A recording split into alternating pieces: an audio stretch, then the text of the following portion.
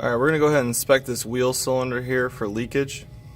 And this particular car has a bad wheel cylinder, so let me just show you. What you need to do is you need to pull the boot back. And you can see inside of there fluid dripping out.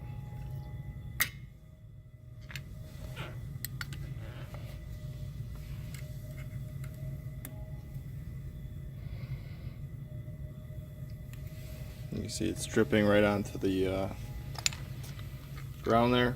You can see the fluid is pretty dirty.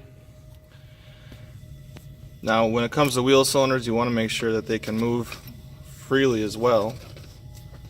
These ones move fine, but the seals are leaking internally.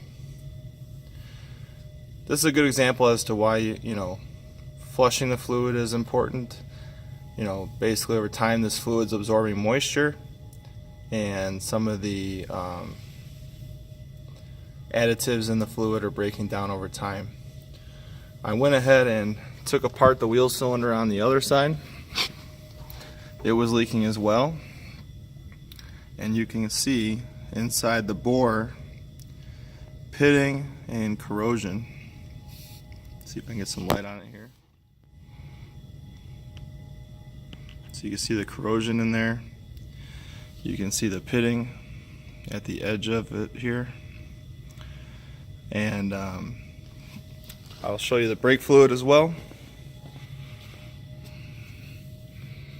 Brake fluid is really dirty. It's black. We don't need a test strip to tell us that this fluid needs to get flushed. So again, an example of how to properly inspect the wheel cylinder. You can see this other side's probably leaking. The other side's not leaking really.